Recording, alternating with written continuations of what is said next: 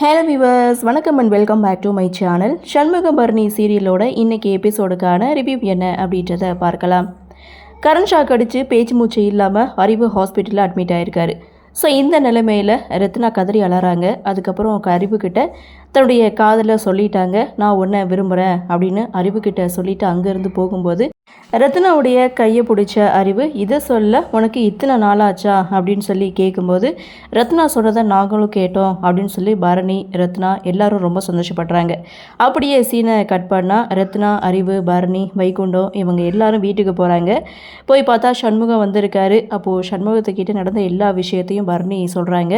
அப்போது சண்முகம் பார்த்திங்கன்னா பழனிக்கு போயிட்டு மாலையெல்லாம் கலட்டிட்டு பிரார்த்தனையெல்லாம் முடிச்சுட்டு வீட்டுக்கு வந்திருக்கதா சொல்லியிருப்பார். ஸோ அந்த இடத்துல இவங்க ரெண்டு பேருடைய கல்யாணத்தை பற்றி தான் பேசுகிறாங்க. ரத்னா அண்ட் அறிவு, அதுக்கப்புறம் வீரா, கௌதம் இவங்க ரெண்டு பேருடைய கல்யாணத்தை பற்றி தான் இங்கே சண்முகம் வந்து சொல்லிகிட்டு இருக்காங்க. ஒரே மேடையில் ரெண்டு பேர் கல்யாணத்தையும் முடிச்சிடலான்னு இங்கே பரணி ஒரு பக்கம் சொல்ல, அடுத்த சீனே பார்த்திங்கன்னா கோவிலில் என்கேஜ்மெண்ட் வச்சுருக்காங்க. ஸோ சண்முகம் முடிவு பண்ணிட்டாரு வீரா வந்து கௌதமுக்கு தான் அப்படின்னு சொல்லி முடிவு பண்ணிட்டாரு. அடுத்து கோவிலில் என்கேஜ்மெண்ட் நடக்கிறதுக்கான எல்லா ஏற்பாடுகளும் செய்துட்டாங்க. ஸோ அறிவோட அப்பா அம்மா மட்டும் அங்கே இல்லை. இதை பற்றி சண்முகம் அறிவு கிட்டே கேட்கும்போது, அப்பா அம்மா மெட்ராஸ் போயிருக்காங்க, நான் அவங்கக்கிட்டே பேசி புரிய வச்சுக்கிறேன், இந்த நிச்சயதார்த்தம் நடக்கட்டும்னு அறிவு வந்து சொல்லிட்டாரு. இன்னொரு பக்கம் கௌதம் அந்த நிச்சய ஓலையை எடுத்து பார்க்குறாரு. அதில் தன்னுடைய அப்பா பேர் மாற்றி இருக்குது. அதை பற்றி அம்மா கிட்டே கேட்கும்போது, அப்பா பேர் போட்டால் அவர் வந்து கண்டுபிடிச்சிருவான், அதனால் நான் குலசாமியோட பேர் வந்து போட்டிருக்கேன். ஸோ கூப்பிடுறது ஒரு பேர், அங்கே இருக்கிறது ஒரு பேர், அது மாதிரி தான் உங்கள் அப்பாவுக்கும் அப்படின்னு சொல்லி வைஜெயந்தி சமாளிக்கிறாங்க.